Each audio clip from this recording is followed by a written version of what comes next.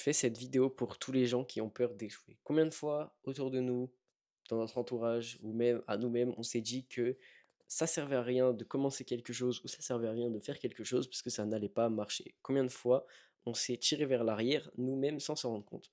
Je pense que l'échec, il faut le voir un petit peu comme tout ce qui existe sur Terre. Tout ce qui existe va juste dépendre de est-ce que tu y crois ou pas. Alors il y a des choses qui sont entre guillemets qui se prouvent, tu vois. C'est-à-dire que par exemple, là tu vois, j'ai mes lunettes sur mon bureau, je te sors mes lunettes, voilà, elles existent, elles sont réelles, tu vois. Mes pensées, par contre, ne sont pas réelles. Ça veut dire qu'en fait, ce que je pense va forcément limiter ce qui va arriver.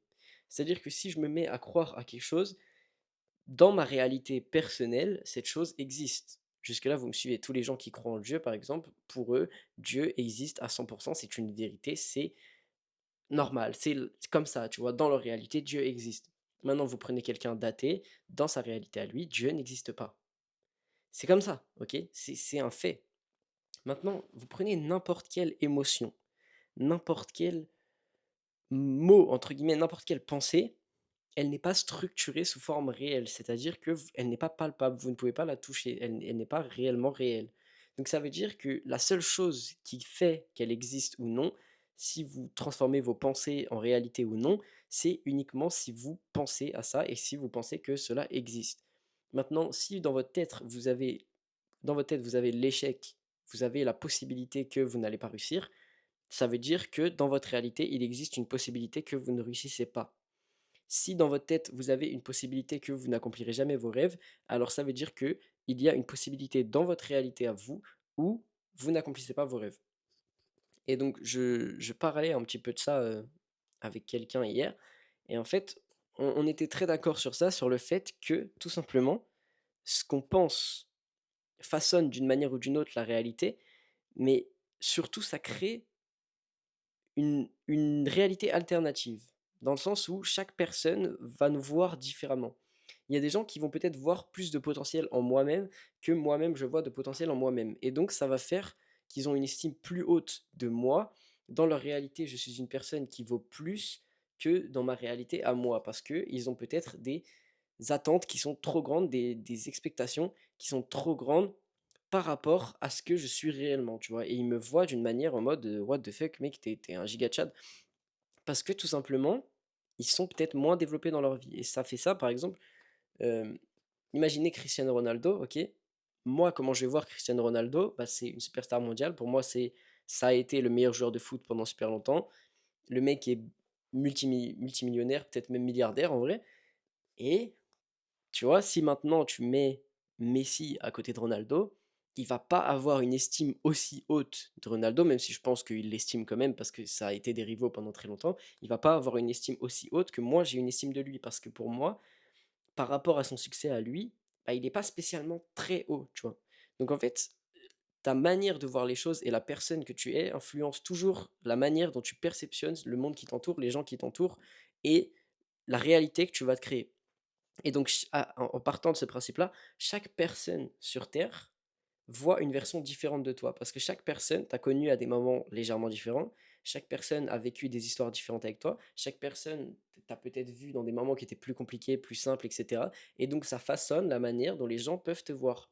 Certaines personnes peuvent te voir comme un radin parce que quand tu étais avec eux, tu n'avais pas forcément envie de dépenser beaucoup d'argent parce que peut-être que tu étais dans un moment où c'était la galère pour toi. Et d'autres personnes te voient comme un mec ultra généreux parce que quand tu les as rencontrés, tu n'étais pas en galère de thunes et du coup, tu leur as payé à manger, et aussi, il faut savoir que la première impression fait beaucoup de choses. Donc ça veut dire que à partir du moment où vous commencez un truc, une idée que vous allez vous mettre quand vous commencez quelque chose va avoir tendance à rester ancrée dans votre crâne.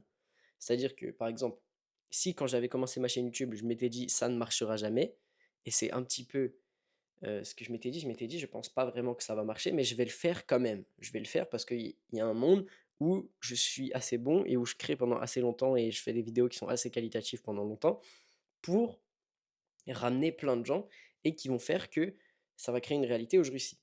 Maintenant, j'ai plus vraiment ce blocage-là où je me dis: «L'échec existe réellement», tu vois? Pour moi, il y a aucun monde où, sur les 10 prochaines années, j'échoue. Maintenant, simplement, c'est plus une question de temps, c'est plus une question de patience parce que à l'heure actuelle, tu pourrais considérer que je n'ai pas encore réussi. Parce que je peux pas vivre de YouTube, je peux pas vivre de mon activité et cetera. Donc tu es en mode: «Bon, bah, c'est un échec». Sauf que si je continue d'essayer encore et encore et encore et encore, sans me préoccuper du fait que j'ai échoué, parce que théoriquement, tant que je fais encore quelque chose, c'est en construction, tu vois? Est-ce que tu peux dire qu'un building qui est en construction est échoué? C'est-à-dire qu'ils l'ont raté? Bah non, parce qu'il est encore en train d'être construit, tu vois? Tu peux encore rectifier les erreurs, tu peux encore, le faire, 5 étages plus haut si tu veux et tu peux encore le rendre plus solide. Tu vois ce que je veux dire? Une construction qui n'est pas finie peut encore être modifiée et c'est là où tout change. Parce que si tu te dis tout simplement que oui, là c'est fini, c'est mort, je n'arriverai plus, j'abandonne, c'est là où justement tu ne peux plus modifier ta réalité.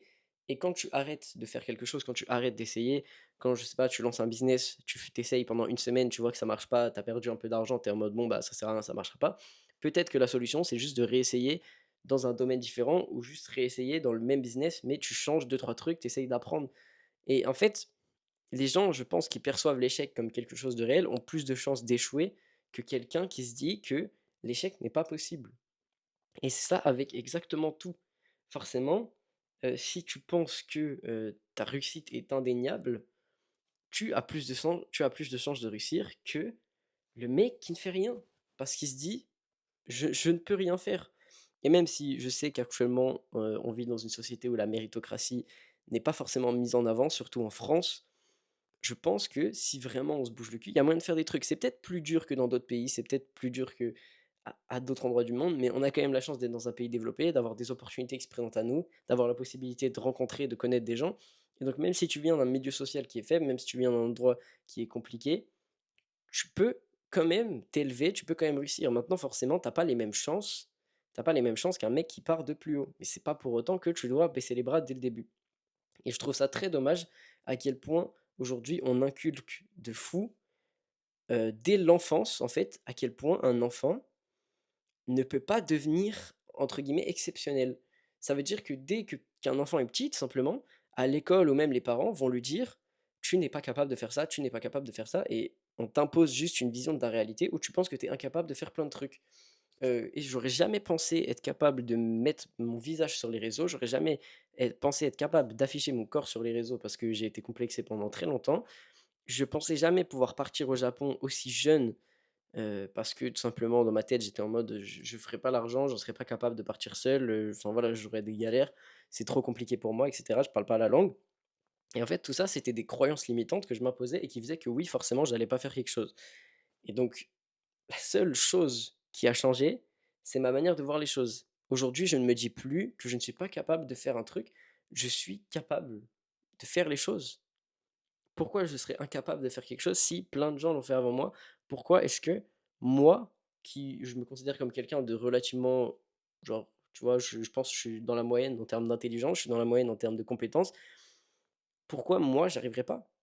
Alors qu'il y a des centaines de milliers de personnes qui ont déjà réussi avant moi, tu vois? Et je me barre en fait de mon cerveau la case échec, la case où je ne peux pas faire des trucs et je pense que c'est ça qui me permet aujourd'hui d'avancer et ça qui me permet de me réveiller tous les matins en me disant: «C'est possible» et juste ne pas tomber dans un cercle de dépression parce que soi-disant je ne peux rien faire de ma vie à cause du fait que, j'ai pas eu de chance, j'ai pas forcément eu de chance de ouf même si voilà, j'ai quand même eu de la chance parce que je suis né dans un pays développé, je suis né dans une famille, genre je me suis jamais fait maltraiter ou quoi, tu vois? Genre j'ai eu de la chance, mais je me dis pas pour autant que c'est impossible de m'élever socialement, c'est impossible de faire des trucs, c'est impossible de créer des vidéos qui vont attirer du monde, c'est impossible de vivre de mes passions, c'est impossible que je lance un business. Si tu penses ça, tu n'iras jamais nulle part. Ta manière de penser influence beaucoup trop comment tu vas vivre et le mindset que j'essaye d'adopter vis-à-vis de ça, c'est juste de me dire: «Je veux faire un maximum de trucs». Je veux pas avoir de regrets vis-à-vis de ce que je me pensais capable, tu vois? Je pense sincèrement que là, je vais reprendre mes études, dans les mois qui arrivent, c'est-à-dire à partir de septembre. Je vais essayer de faire mes 2 ans d'études en entier pour, continuer de développer ma chaîne YouTube à côté et cetera. Mettre des sous de côté pendant mes études, tout ça, essayer de trouver un taf, en parallèle, enfin bref. Tous les trucs que tu fais quand tu as entre, 18 et 21 ans quoi, tu essayes de préparer un petit peu ton futur et mon but, c'est qu'au bout de ces 2 ans, je dépasse une peur, tu vois? Une peur que j'ai maintenant, le prochain level, en fait, que j'ai à passer, tu vois?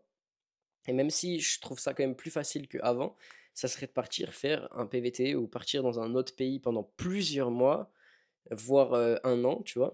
Pour apprendre la langue. Alors bon, si c'est un pays anglophone, je parle déjà relativement bien anglais, donc voilà, mais pour soit partir dans une école de langue, soit partir travailler et mettre des sous de côté pour pouvoir voyager et faire du contenu vis-à-vis de ça.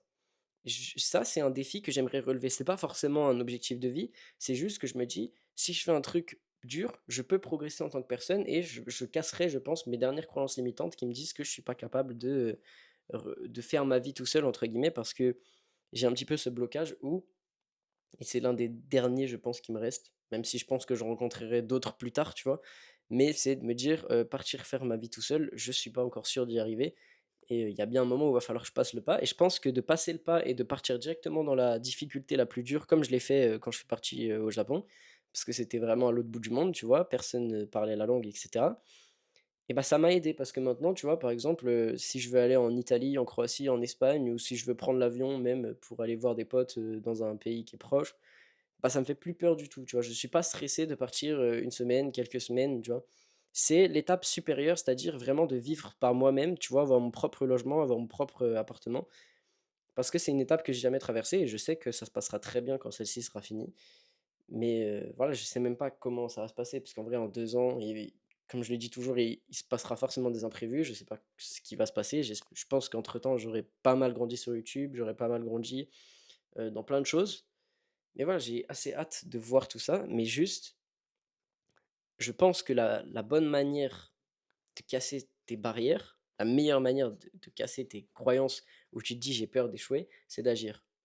J'avais peur de lancer une chaîne YouTube, qu'est-ce que j'ai fait? J'ai lancé une chaîne YouTube et aujourd'hui, je fais des vidéos sur YouTube, quasi en entre guillemets «à plein temps», tu vois? C'est ça, c'est ça en fait, c'est que quand tu te lances dans un truc que tu as peur ou que tu penses que tu es pas capable, bah, tu vas forcément devoir faire face au moment où bah, tu te rends compte qu'en fait, tu es capable parce que tu as pas d'autre choix que d'être capable, tu vois? Tu peux pas juste te dire: «Bon, bah, non, j'y arrive pas, machin». Non, tu le fais et puis voilà, c'est comme ça se passe très bien. Enfin bref, merci de m'avoir écouté. Je vous dis à demain pour la prochaine vidéo. Abonnez-vous, mettez un like, ça me soutient énormément, un commentaire, n'hésitez pas à me dire, ce que vous avez pensé et puis moi, je vous dis à demain.